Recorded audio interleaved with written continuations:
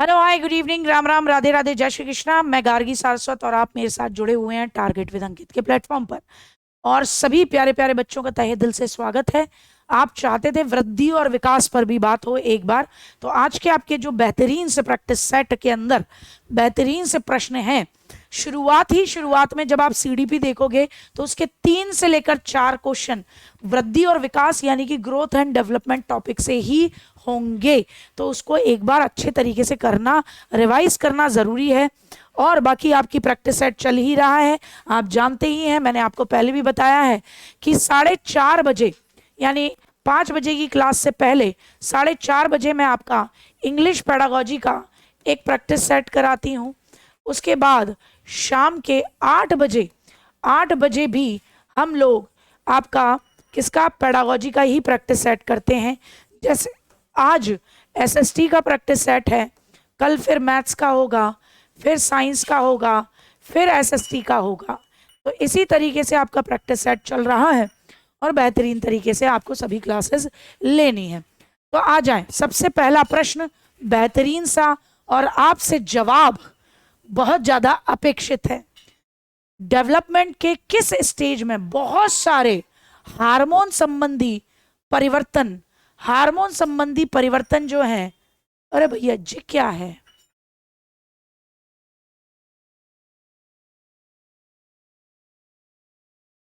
ओ मक्खियां डांस करके digital board चला रही हैं, उड़ के आ गई, वहां बैठ के नाच रही है। हार्मोन के संबंधी इसके अंदर परिवर्तन हो गए ज्यादा। तो डेवलपमेंट के किस लेवल पर हार्मोन संबंधी परिवर्तन होते हैं और अपनी पहचान की सक्रिय खोज पर बल देता है। बच्चा अपने आप को आइडेंटिफाई करना चाहता है। अडोलसेंस, इन्फेंसी, अर्ली चाइल्डहुड या लेटर चाइल्डहुड। तो देखो भैया, जब बच्चा अपनी पहचान को लेकर बहुत ज्यादा सक्रिय हो जाए तो वो कौन सी अवस्था है? किशोरावस्था है, जो 11 से लेकर 19 तक चलती है। और हार्मोन संबंधी परिवर्तन भी देखने को मिलते हैं। लैंग्वेज डेवलपमेंट केवल शैशवावस्था के दौरान ही होता है और इसीलिए केवल इन्फेंसी तक ही उपयुक्त उद्दीपन प्रदान करना चाहिए। कह रहे हैं कि भैया देखिए, language development occurs only during infancy, केवल शैशवावस्था में ही होता है। इसीलिए शैशवावस्था तक ही बच्चे को स्टिमुलेट करना चाहिए बोलने के लिए कि बोल पा पा पा पा, मैम मैम मैम मैम, है ना, ये तभी बुलवाना चाहिए। ये ऐसे कह रहे हैं भैया, केवल शैशवावस्था में थोड़ी ना, बड़े होकर भी बच्चा नए शब्द सीखता है। जैसे आप जानते हो पकिंग मतलब क्या होता है? PUCKING। वॉमिटिंग को बोलते हैं। ट्रेंडी ट्रेंडी शब्द आते हैं भाई, पहले ये बोलते थे अब ये बोलते हैं, ठीक है ना। तो ऐसा वाला मामला है। तो केवल शैशवावस्था तक नहीं, बाद तक भी चलता है। शुरुआती वर्षों के दौरान अनुभव किए गए नकारात्मक वातावरण का दीर्घकालिक प्रभाव नहीं होता। मतलब अगर शुरुआती समय में आपने नेगेटिव वातावरण घर में अनुभव किया है या अपने जीवन में अनुभव किया है, तो कह रहे हैं वो आप जल्दी भूल जाओगे, लॉन्ग लास्टिंग प्रभाव नहीं होगा। अरे जीवन पर्यंत बच्चे के दिमाग में, बच्चे के अनकॉन्शियस में ये बात बैठी रह जाती है। एकदम ये कहता है मेरा जीवन कितना बेकार था। ठीक है, तो क्या रहेगा? दोनों ही गलत हैं। क्या? ए और आर दोनों ही गलत हैं। जीते रहो गुड़िया। ठीक, सब आगे बढ़ेंगे। विकास के विषय में कौन सा स्टेटमेंट सही है? डेवलपमेंट के बारे में क्या सही है? विकास की गति में व्यक्तिगत विभिन्नता होती है, बिल्कुल यार। हर व्यक्ति का डेवलपमेंट उसकी अलग अलग रेट से होगा, किसी में जल्दी किसी में देर से, बिल्कुल सही है भाई। संज्ञानात्मक विकास पूरी तरह अनुवांशिकता द्वारा निर्धारित होता है। ऐसा तो नहीं है कि अनुवांशिकता, फिर क्या वातावरण क्या मटर छीलेगा? विकास पूर्व निर्धारित क्रम में होता है। देखो ये तो आप जानते हो कि विकास का क्रम तो पहले से निर्धारित है। किसी का बच्चा पैदा होते ही दौड़ा नहीं है, इवन आइंस्टाइन का भी नहीं दौड़ा।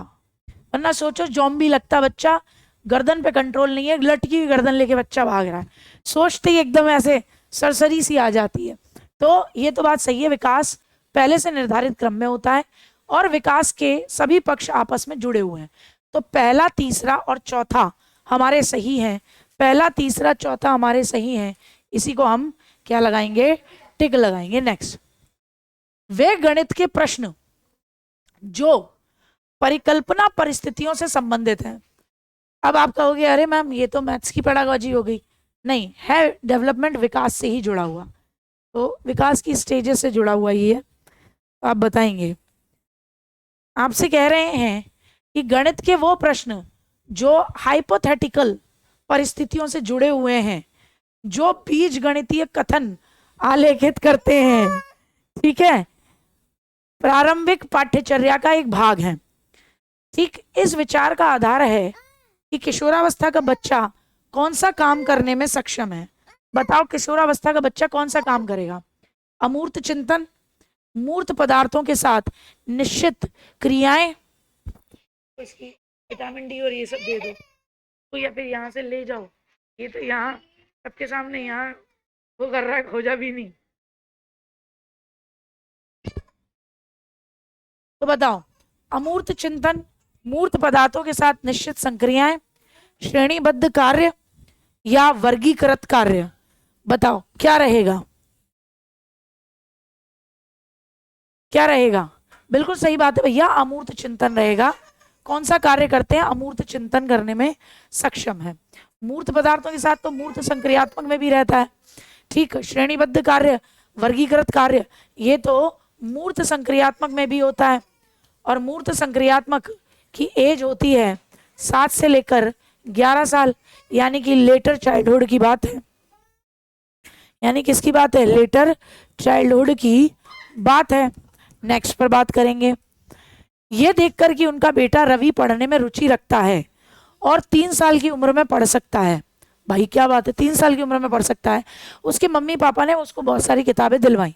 अपने माता पिता के प्रोत्साहन के कारण रवि की पढ़ाई उसकी उम्र के हिसाब से बहुत एनरिच्ड थी, उन्नत थी। इस उदाहरण से विकास के किस सिद्धांत का अनुमान लगा सकते हो?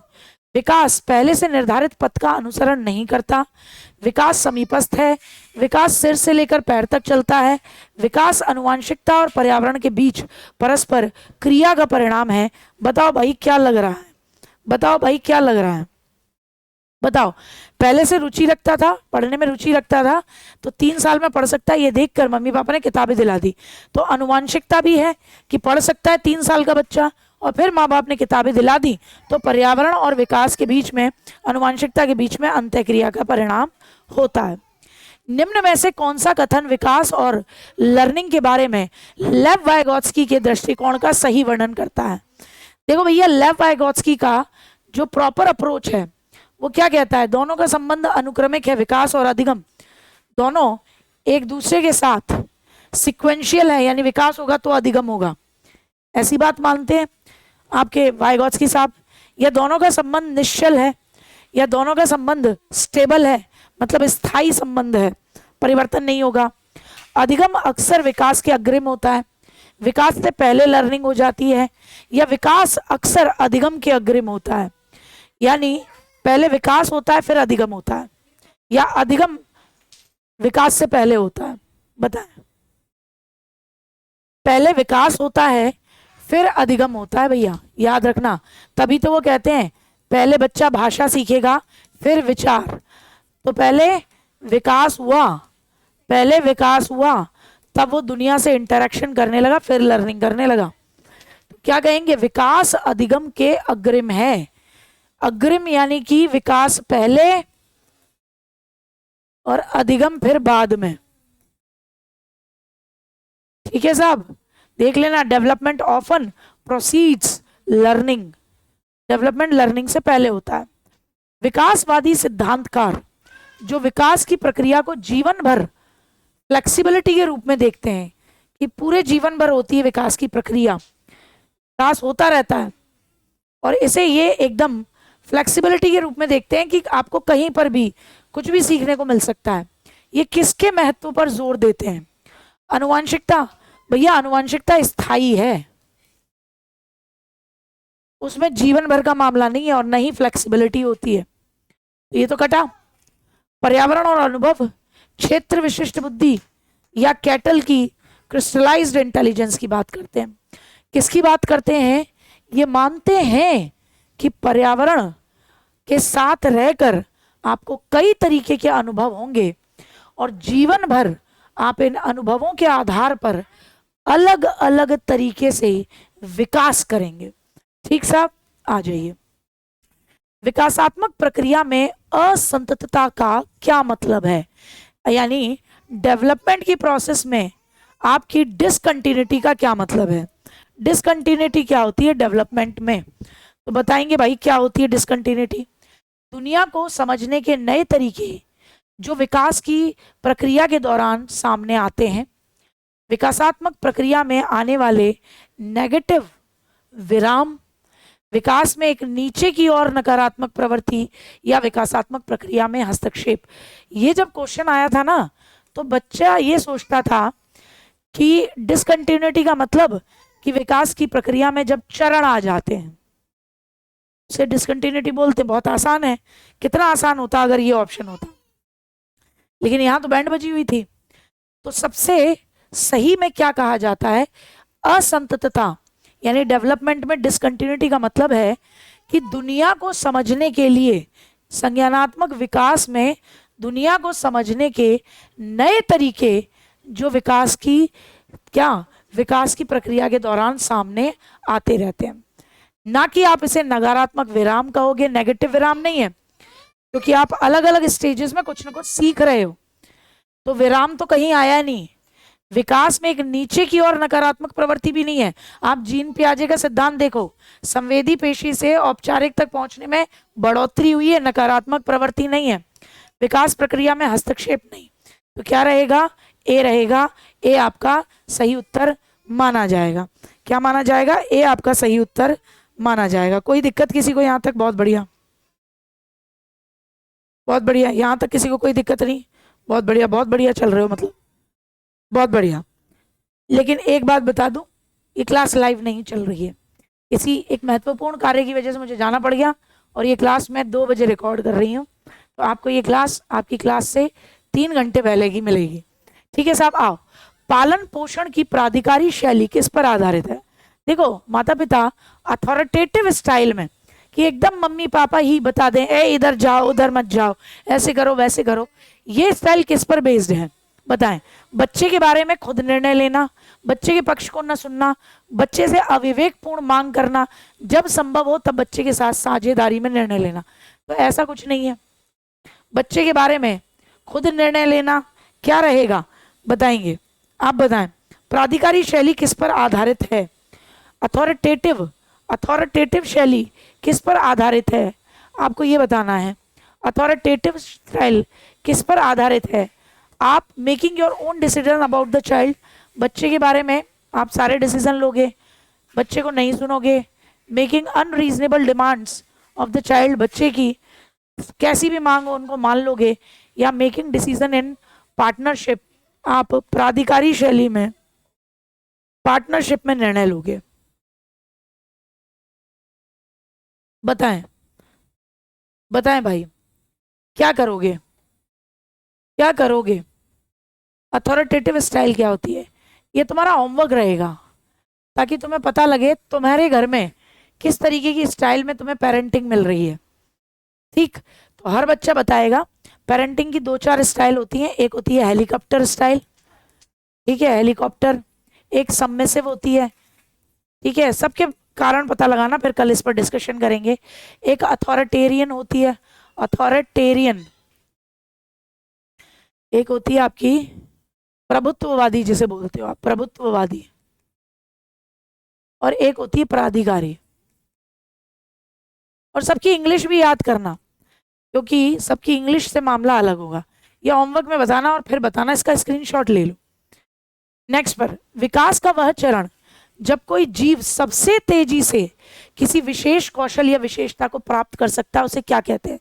सबसे तेजी से, उसे ZBD कहते हो? नहीं। संज्ञानात्मक स्थिरता, स्टेबिलिटी आ जाएगी तो कैसे हो जाएगा?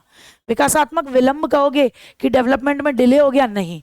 क्या कहते हो? क्रिटिकल पीरियड कहते हो, सेंसिटिव पीरियड कहते हो, संवेदनशील अवधि कहते हो। ठीक साहब, अच्छा जी। विकास अधोमुखी, विकास अधोमुखी अक्ष की दिशा में आगे बढ़ता है। विकास कैसे बढ़ता है? आप अगर बात करें तो विकास लॉन्गिट्यूडनल वे में आगे बढ़ता है। अधोमुखी, अनुदैर्ध्य, ऊपर से नीचे चल रहा है विकास। विकास का ये सिद्धांत क्या कहलाएगा? प्रॉक्सिमो डिस्टल कहलाएगा, प्रॉक्सिमोडिस्टल कहलाएगा, या पारस्परिकता कहलाएगा, शीर्षगामी कहलाएगा, या कंटिन्यूटी का सिद्धांत कहलाएगा? विकास अधोमुखी अक्ष की दिशा में आगे बढ़ता है, लॉन्गिट्यूडनल आगे बढ़ता है। तो बताएं ये सिद्धांत क्या कहलाएगा भाई? इसका जवाब देंगे, इसका जवाब देंगे।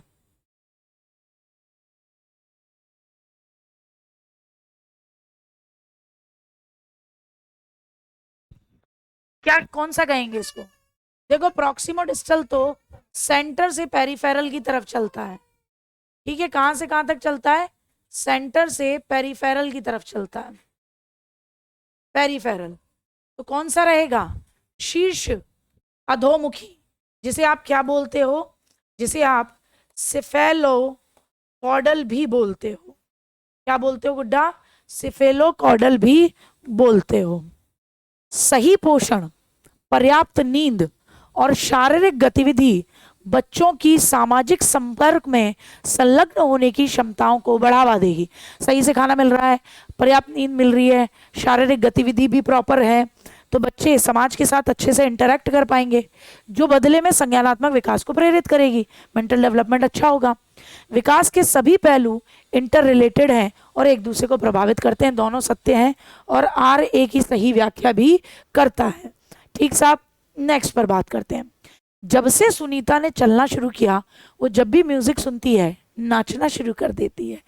जब वो नाचती है उसके मम्मी पापा ताली बजाते हैं और टीवी में नाच रहे बच्चों की नकल करने के लिए कहते हैं कि देखो बेटा ऐसे करो ठुमको। ठीक है, बड़ी अच्छी बात है। सुनीता ने बहुत जल्दी अच्छी तरीके से डांस करना सीख लिया। ये उदाहरण किस चीज को शो कर रहा है? कि विकास अनुवांशिकता और परिवेश के बीच इंटरेक्शन है, विकास डिसकंटिन्यू प्रोसेस है, विकास पूरी तरीके से अनप्रेडिक्टेबल है, या विकास केवल अनुवांशिकता द्वारा निर्धारित। अरे देखकर भी तो सीख रही है, तो अप्रत्याशित भी नहीं, निरंतर भी नहीं, अनुवांशिकता और परिवेश के बीच में इंटरेक्शन होता है विकास में। बच्चों के विकास पर शैशवावस्था से किशोरावस्था तक ध्यान देना जरूरी है। बच्चों का डेवलपमेंट जब हो रहा हो तो शैशवावस्था से लेकर किशोरावस्था तक पूरा ध्यान देना चाहिए। हम भी तो पेडागोजी में, सीडीपी में यही 4 अवस्थाएं पढ़ते हैं, infancy, early childhood, letter childhood और किशोरावस्था। तो बिल्कुल ध्यान देना चाहिए, बिल्कुल बिल्कुल। अगर जीवन के शुरुआती कुछ वर्ष विकास के लिए बहुत महत्वपूर्ण है, बहुत महत्वपूर्ण है, मस्तिष्क नमनीयता यानी मेंटल फ्लेक्सिबिलिटी के दृष्टिकोण से पूरी बाल्यावस्था और किशोरावस्था संवेदनशील है, क्योंकि इस समय आपका दिमाग फ्लेक्सिबल है, जैसे अनुभव मिलेंगे आप वैसे बनोगे। तो कह रहे हैं पूरी बाल्यावस्था और किशोरावस्था संवेदनशील है, दोनों सही हैं, और आर ए की सही व्याख्या भी करता है। अब आप कहेंगे कि मैम बाल्यावस्था क्यों नहीं लिया इसके अंदर, केवल और केवल शैशवावस्था, बाल्यावस्था ये ही क्यों लिया? इन्होंने इसी को क्यों लिया कि बाल्यावस्था और किशोरावस्था संवेदनशील है। संवेदनशील तो शैशवावस्था भी है। बिल्कुल भाई, सारी अवस्थाएं इंपॉर्टेंट हैं, और पहले वाले स्टेटमेंट में यही बात कही गई है, और ये कहा है कि बहुत विशेष तौर पर मेंटल फ्लेक्सिबिलिटी के हिसाब से, क्योंकि ज़्यादा सीखता है, अलग लोगों के कॉन्टेक्ट में आ रहा है, तो बहुत संवेदनशील पीरियड है, तो नेगेटिव ना हो जाए। खाली स्थान उस विशिष्ट समय को कहा जाता है जब बच्चे अपने वातावरण में खास तरीके के उद्दीपनों के प्रति विशेष रूप से ग्रहणक्षम होते हैं। बच्चे स्टिमुलेट करते हैं, एनवायरनमेंट के प्रति रेस्पॉन्स देते हैं विशेष रूप से, जैसा उन्हें एनवायरनमेंट मिलता है उसे आप क्या कहते हो? संवेदनशील पीरियड कहते हो। इसीलिए अभी बात की गई नहीं कि सबसे ज़्यादा संवेदनशील पीरियड होता है, क्योंकि बच्चे अपने वातावरण के प्रति जैसे भी स्टिमुलस दिख रहे होते हैं उनके हिसाब से रेस्पॉन्स देते हैं, तो कुछ भी सीख सकते हैं। नेक्स्ट, बच्चों के विकास की प्रगति को दूसरे बच्चों से तुलना करके शुद्धता से माप सकते हो। आप दूसरे बच्चों से तुलना करके शुद्धता से माप सकते हो कि देखो ये बच्चा जो है ये 4th क्लास में या ये बच्चा जो है ये 10वें महीने में चल गया, और दूसरा जो बच्चा है ये 5वें महीने में चला। तो इस हिसाब से हम इसकी तुलना कर रहे हैं। तुलना करके बच्चे की बच्चे से तुलना करो, अपने ही बच्चे की पहले के उसके 2 महीने से तुलना करो, ना कि किसी बच्चे की किसी अन्य से तुलना। अच्छी बात है। विकास का स्वरूप और अनुक्रम, पैटर्न, विकास की गति सभी बच्चों में समान है? नहीं यार, गलत, दोनों ही गलत हैं। समान कैसे हो सकती है? नेक्स्ट, बच्चों के विकास के मार्ग और प्रकृति का सटीकता से पूर्व अनुमान नहीं लगा सकते। बिल्कुल सही बात है, बच्चा कितना विकास करेगा, कितनी प्रगति करेगा, इसका सटीकता से पूर्व अनुमान कोई नहीं लगा सकता। आनुवांशिकता और पर्यावरणीय कारकों का अनूठा संयोजन बच्चों में अलग अलग बदलाव करता है।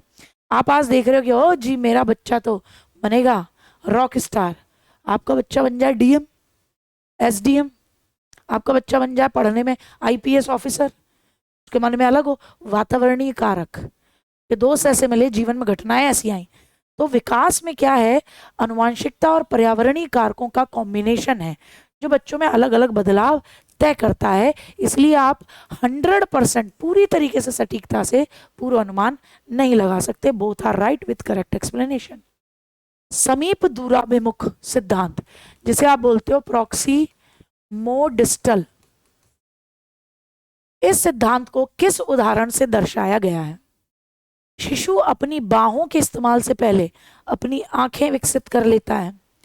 शिशु संज्ञानात्मक क्षमता विकसित करता है, फिर भाषा। शिशु पहले अपने धड़ फिर अपने हाथ और पैर हिलाना सीखता है। सेंटर से पेरिफेरल, तो पहले धड़ पूरा, फिर हाथ और पैर, फिर उंगलियां, फिर अंगुलियां चलाना सीखेगा। तो यही तो है जहां क्या दिख रहा है, समीप दूराभिमुख। सबसे पहले बच्चे ने अपनी ग्रॉस मोटर स्किल्स पर कंट्रोल किया, फिर उसके बाद अपनी फाइन मोटर स्किल्स पर कंट्रोल करना सीखा। नेक्स्ट पर बात करेंगे, बहुत बढ़िया। विकास के हर चरण के लिए सामाजिक अपेक्षा है। समाज अपेक्षा करता है कि 3 महीने तक का बच्चा क्या करेगा, 3 मंथ का बच्चा कूइंग करेगा। समाज की एक्सपेक्टेशन है बेटा ये, 3 महीने का बच्चा क्या करेगा, कूइंग करेगा।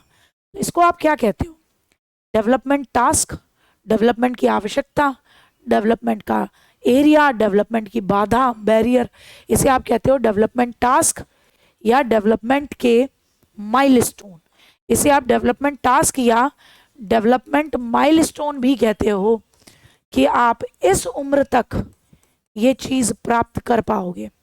डेवलपमेंट टास्क कह लीजिए या डेवलपमेंट के माइलस्टोन। संज्ञानात्मक विकास मध्य बाल्यावस्था तक तेजी से होता है, फिर ठहर जाता है। अरे यार, प्याजे क्या कहता है, फॉर्मल ऑपरेशनल में आप अमूर्त चिंतन कर सकते हो।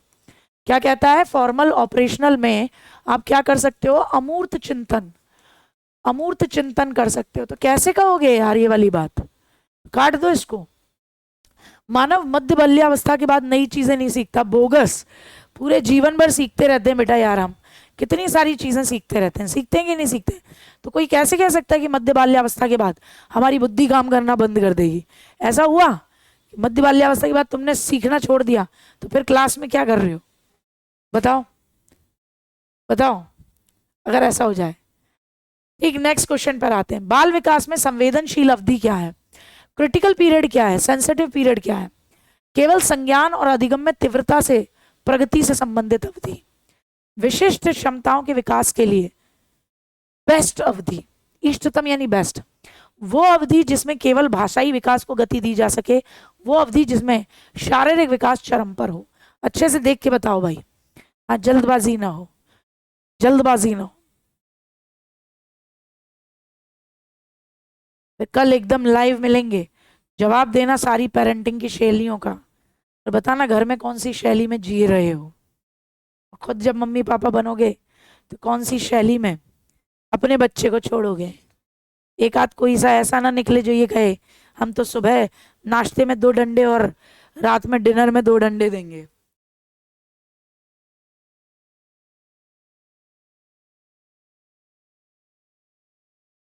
बहुत बढ़िया, हमें पूरी उम्मीद है कि तुमने बी बताया होगा।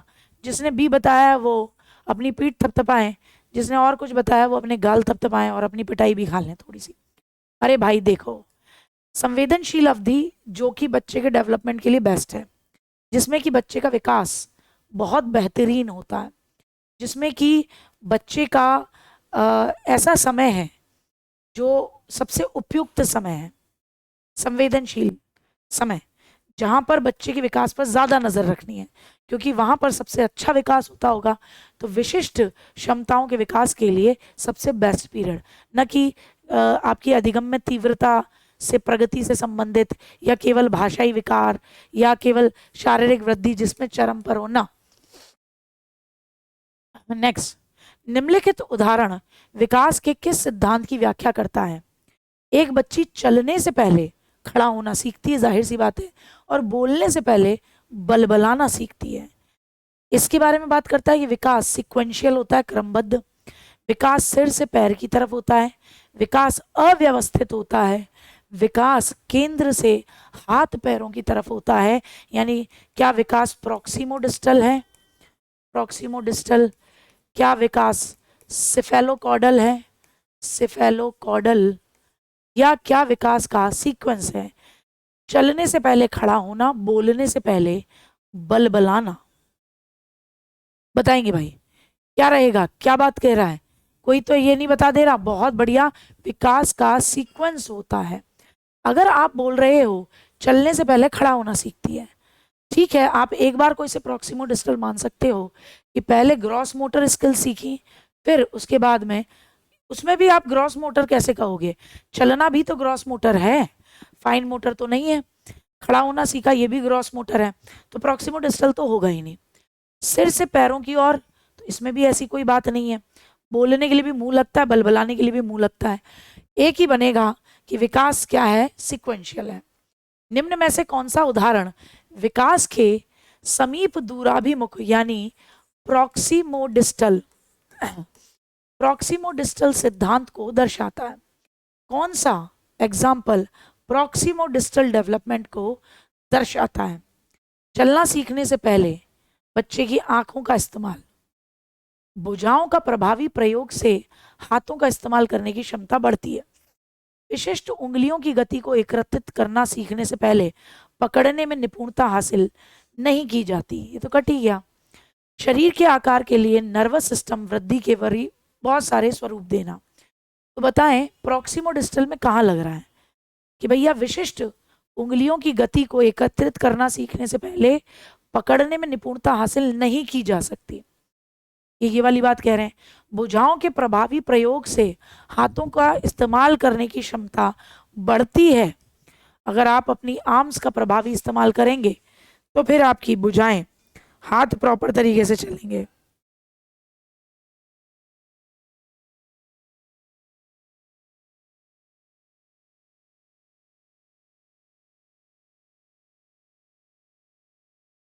बताएं भैया, बताएं।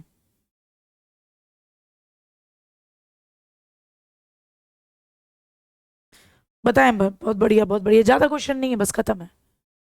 बताएं क्या बता रहे हैं। देखो यहां तो नहीं कह दिया, क्या कह दिया गुड्डा इसने? ये तो फालतू का बोगस ऑप्शन है। इस शरीर के आकार के लिए तंत्रिका तंत्र वृद्धि के अलग अलग स्वरूप होते हैं। क्या फालतू की बात है? ये प्रॉक्सिमोडिस्टल हो जाएगा। विशिष्ट उंगलियों की गति को एकत्रित करना सीखने से पहले पकड़ने में निपुणता हासिल नहीं की जा सकती। ये क्या मतलब है इस बात का? ये प्रॉक्सिमोडिस्टल की बात तो है नहीं। प्रॉक्सिमोडिस्टल की ये होती कि आप उंगलियों का प्रयोग करने से पहले भुजाओं का प्रयोग करना सीख जाते हो, या पूरे हाथ का। भुजाओं के प्रभावी प्रयोग से हाथों का इस्तेमाल करने की क्षमता बढ़ती है। यानी ये आपको इनडायरेक्टली कह रहा है कि भैया देखो, आप जब अपनी भुजाओं का इस्तेमाल करते हो तो फिर आपका हाथों का इस्तेमाल करने की क्षमता बढ़ती है। ठीक है, तब आपकी ये जो उंगलियां हैं इनका प्रयोग प्रॉपर होता है। ठीक, ये नहीं है कि चलना सीखने से पहले आप दृश्य क्षमताओं का विकास कर लेते हो। अरे इसका इससे क्या लेना देना? इसका इससे क्या लेना देना? विकास विकासात्मक परिवर्तन, ये इंपॉर्टेंट क्वेश्चन है, बड़ा घुमाऊ पूछा गया है ये क्वेश्चन जो मैंने अभी बताया। विकासात्मक परिवर्तन व्यवस्थित और क्रमबद्ध तरीके से होता है। जी बिल्कुल। शैशवावस्था में बहुत तेजी से होते हैं, फिर किशोरावस्था तक कोई वृद्धि नहीं होती। गंदी बात, क्यों नहीं होती? खूब वृद्धि होती है, धीमे धीमे होती है। हमेशा वर्तुलाकार तरीके के अलावा रेखिक तरीके से होते हैं। गलत। किशोरावस्था तक अग्रवर्ती होते हैं, फिर पीछे की तरफ बढ़ने लगते हैं। नहीं, केवल पहला सही है कि आपके अंदर जो डेवलपमेंट चेंजेस होते हैं वो सिक्वेंशियल होते हैं, प्रॉपर होते हैं। पर्यावरण और आनुवंशिकी कारकों की परस्पर क्रिया किस चीज के लिए जिम्मेदार है? पर्यावरण और आपकी हेरिडिटी का आपस में इंटरेक्शन होगा तो ये किसके लिए जिम्मेदार है बेटा? केवल शारीरिक विकास, केवल संज्ञानात्मक विकास, शारीरिक संज्ञानात्मक दोनों, शारीरिक सामाजिक और संज्ञानात्मक तीनों, तीनों के लिए जरूरी है। बच्चों का या बच्चों के शारीरिक विकास में केवल शारीरिक विकास की बात हो तो ये केवल क्वांटिटेटिव चेंज है, जी बिल्कुल, 2 फीट हो गया, 4 फीट हो गया, 5 फीट हो गया, बिल्कुल। क्या केवल क्वालिटेटिव चेंज है? क्वालिटेटिव नहीं है।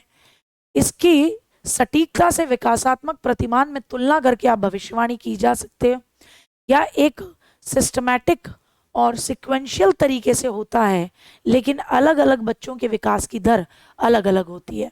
भैया 26 में ए भी सही लग रहा है और चौथा भी लग रहा है, कि आप बताएं कि भैया कौन सा सही लगाओगे, कौन सा सही लगाओगे? ए भी सही लग रहा है और चौथा भी, बहुत बढ़िया। देखो ये तो आप जानते हो, शारीरिक विकास केवल मात्रात्मक परिवर्तन होता है, 2 फीट, 3 फीट, 4 फीट, 5 फीट, और चौथा भी ठीक है कि व्यवस्थित और अनुक्रमिक तरीके से होता है, लेकिन लेकिन अलग अलग बच्चों में दर अलग अलग होती है। तो इन दोनों में से कौन सा बेस्ट है? इन दोनों में से कौन सा बेस्ट है? ये गजब प्रश्न है, इसे भी इंपॉर्टेंट मानो। सही ये भी है, लेकिन बेस्ट ये है, बेस्ट ये है कि विकास, शारीरिक विकास व्यवस्थित होगा, सिक्वेंशियल होगा, लेकिन दर अलग अलग होगी, ये ज्यादा सटीक है। विकास का कौन सा सिद्धांत बनाता है कि शरीर के अलग अलग अंग अलग अलग दरों पर विकसित होते हैं? कौन सा सिद्धांत बताता है कि विकास के जो अलग अलग अंग हैं, तंत्र हैं, अलग अलग दरों पर विकसित होते हैं? मस्तकाधोमुखी, जिसे आप बोलते हो सेफेलोकॉडल, सेफेलोकॉडल, समीप दूराभिमुख, प्रॉक्सिमोडिस्टल। ये मैंने पहले भी बताया है, लेकिन मुझे उम्मीद है तुम आज भी गड़बड़ करोगे।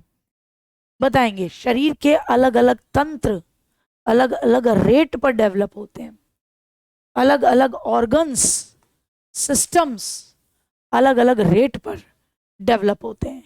प्रणालियों की स्वतंत्रता का सिद्धांत कि अलग अलग रेट पर आपके डेवलपमेंट होगा, आपके अलग अलग ऑर्गन्स का, अलग अलग सिस्टम्स का। बताइएगा जरूर 27 में से कितने आए। कुछ अच्छे भी प्रश्न थे जो बिल्कुल ऐसे थे जैसे आपसे ये पूछने के चांसेस बहुत हैं कि बताइए क्रिटिकल पीरियड क्या होता है, बहुत पूछा गया है। संवेदनशील अवधि, जब आप समाज ये डिसाइड करता है या एक्सपेक्ट करता है कि बच्चा एक निश्चित उम्र तक ये सीख जाएगा, तो उसे क्या कहते हैं? डेवलपमेंट माइलस्टोन, डेवलपमेंट टास्क कहते हैं। ठीक है, संवेदनशील अवधि से रिलेटेड मैंने 3-4 अलग अलग क्वेश्चन आपको दिखाए कि कैसे अलग अलग चीजों के लिए कहा गया है। कि क्रिटिकल पीरियड क्या है? वो समय जहां आपकी सबसे ज्यादा आपकी क्षमताओं का विकास होता है, वो समय जहां आपको सबसे प्रॉपर गाइडेंस की आवश्यकता है। ठीक साहब, तो विशेष तौर पर याद रखना। और ये वाला जो क्वेश्चन था जिसके अंदर शारीरिक विकास ए भी ठीक था, डी भी ठीक था, लेकिन सबसे बेस्ट पर जाना है। कई बार ऐसे भी प्रश्न मिलेंगे जो घुमाएंगे, घूमिएगा मत। ठीक है, तो फिर मिलते हैं। आज की क्लास रिकॉर्डेड फॉर्म में मिली है, मैं मान सकती हूँ थोड़ा बहुत आपको मज़ा नहीं आ रहा होगा, पर तुम तो मज़े ले ही लेते हो, जीवन के आनंद पूरे लेते हो तुम, ये मुझे पूरा भरोसा है। फिर मिलेंगे कल की क्लास में और एकदम बढ़िया तरीके का एक टॉपिक लेकर आऊँगी, उसको कराऊंगी जहाँ मुझे लग रहा है आपको दिक्कत आ रही है आपके मॉक टेस्ट के एनालिसिस के बाद। तो फिर मिलते हैं, till the time bye bye, love you, take care, जय हिंद, जय भारत, अपना ध्यान रखें। मिशन 7 जुलाई।